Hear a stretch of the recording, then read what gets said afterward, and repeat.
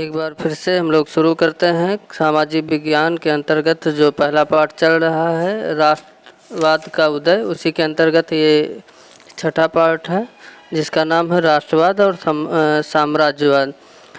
राष्ट्रवाद जब सारे देशों को यूरोप में प्राप्त हो गया तो वो अपने साम्राज्य को बढ़ाने के लिए होड़ सा मचा दिए पूरे यूरोप में।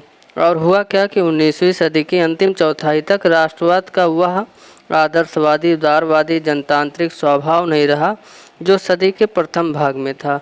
अब राष्ट्रवाद सीमित लक्ष्यों वाला संकीर्ण सिद्धांत बन के रह गया था और इस बीच के दौर में राष्ट्रवादी समूह एक दूसरे के प्रति अनुदार होते चले गए और लड़ने के लिए हमेशा तैयार रहते थे। साथ ही प्रमुख यूरोपीय शक्तियों ने भी अपने साम्राज्यवादी उद्देश्यों की प्राप्ति के लिए अधीन लोगों की राष्ट्रवादी आकांक्षाओं का इस्तेमाल किया।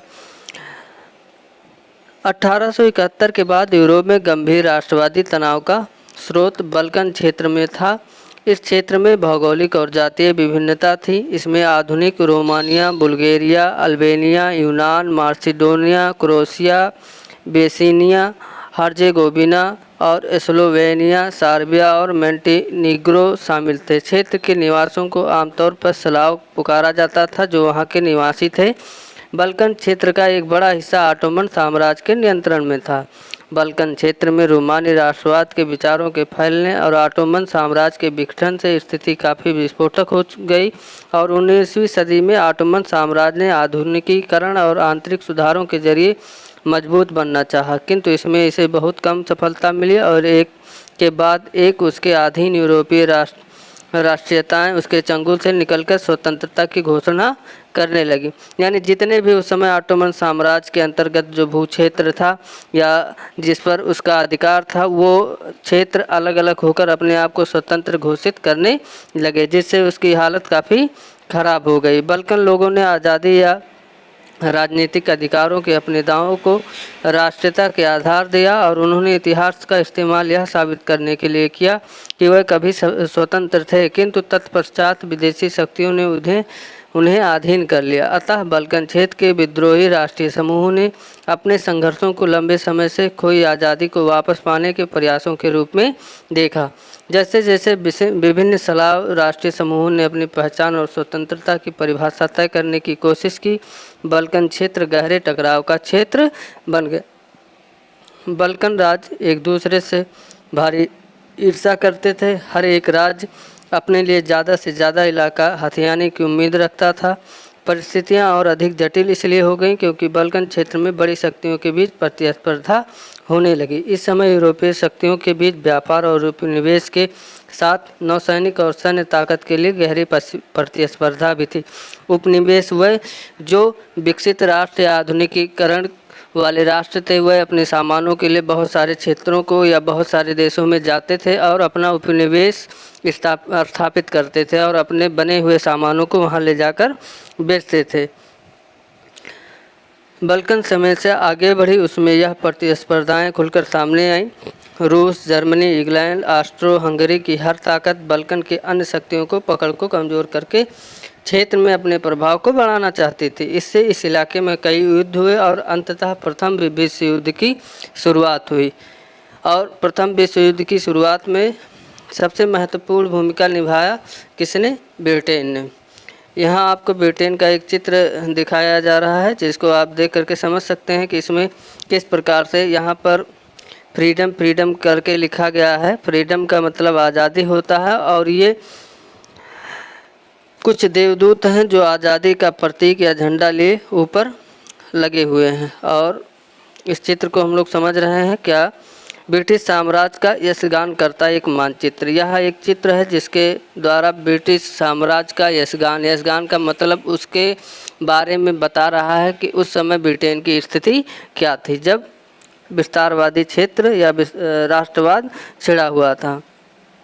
सबसे ऊपर फरिश्ते स्वतंत्रता का बैनर थामे दिखाई देते हैं। अग्रभाग में ब्रिटिश राष्ट्र का प्रतीक ब्रिटानिया विजय भाव के साथ भूमंडल के ऊपर बैठा हुआ है। आप लोग देख सकते हैं ब्रिटानिया साम्राज्य के अंतर्गत यह एक ब्रिटानिया व्यक्ति का स्वरूप दे करके उसको पृथ्वी के ऊपर बिठाया गया है। और भूमंडल के ऊपर बैठा है। उपनिवेशों को शेर, हाथी, वन और आदिम समुदायों की छवियों के जरिए दर्शाया गया है। दुनिया पर प्रभुत्व को ब्रिटिश राष्ट्रीय गौरव का विषय बताया गया है। यहाँ पर आप देख सकते हैं किस प्रकार से यहाँ सारे विश्व के लोगों को आदिम और जंगली की तरह से दिखाया गया है और ब्रिटिश साम्राज्य जो समय फैला हुआ था पूरे विश्व में, उसकी एक छवि यहाँ पर दिखाई गई है। आगे हम लोग बढ़ते हैं। साम्राज्यवाद से जुड़कर राष्ट्रवाद 1914 में यूरोप को महाविपता की ओर ले गया। यानी जहां राष्ट्रवाद उस समय साम्राज्यवादी नीति चल रही थी, उसने राष्ट्रवाद को जन्म दिया और इसने 1914 में यूरोप को महाविपदा की ओर यानी बड़ी आपदा की ओर लेके गया। लेकिन इस बीच विश्व के अनेक देशों ने, जिनका 19वीं सदी में यूरोपीय शक्तियों ने उपनिवेशीकरण किया था, उपनिवेशीकरण मतलब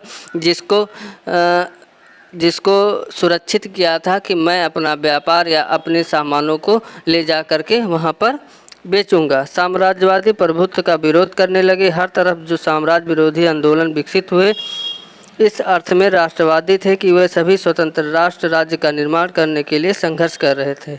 वह सभी एक सामूहिक राष्ट्रीय एकता की भावना से प्रेरित है जो साम्राज्यवाद विरोध की प्रक्रिया में उभरी। राष्ट्रवाद के यूरोपीय विचार कहीं और नहीं दोहराए गए, क्योंकि हर जगह लोगों ने अपनी तरह के विशिष्ट राष्ट्रवाद विकसित किया, मगर यह विचार कि समाजों को राज्यों में घटित किया जाना चाहिए अब स्वाभाविक और सार्वभौम मान लिया गया। इस प्रकार से हम लोग देख सकते हैं कि किस तरह से यूरोप में बहुत सारे क्षेत्रों पर लोग राष्ट्रवाद के मिलने के बाद साम्राज्यवादी नीतियों को लेकर विस्तारित कर रहे थे और इसमें सबसे मुख्य अहम भूमिका निभा रहा था ब्रिटेन। उस समय वो अपने छवि को दुनिया के सामने दिखा रहा था कि मेरा यह छवि देखिए, आप विश्व के मैप में देखिए किस प्रकार से हमने सारे विश्व को अपने अधिकार क्षेत्र में कर लिया है। इसको आप लोग बहुत अच्छे से मैप के माध्यम से देख सकते हैं कि ये क्षेत्र जो दिखाई पड़ रहा है, ये सारा क्षेत्र उस समय ब्रिटानिया यानी ब्रिटेन के अधीन में आता था। इसीलिए ब्रिटेन को इस चित्र में यहाँ पृथ्वी के ऊपर दिखाया गया है। आप देख सकते हैं ये पृथ्वी के ऊपर किस प्रकार से आपको दिखाई पड़ रहा है जो, और ऊपर के क्षेत्रों में यहाँ आप देख सकते हैं कि किस प्रकार से देवदूत फ्रीडम का बैनर लिए ऊपर दिखाई पड़ रहे हैं। आज के लिए इतना ही। यह चैप्टर अब यहीं पर समाप्त होता है। इसके प्रश्न और उत्तर आपको जल्दी ही PDF के माध्यम से दे दिए जाएंगे। धन्यवाद।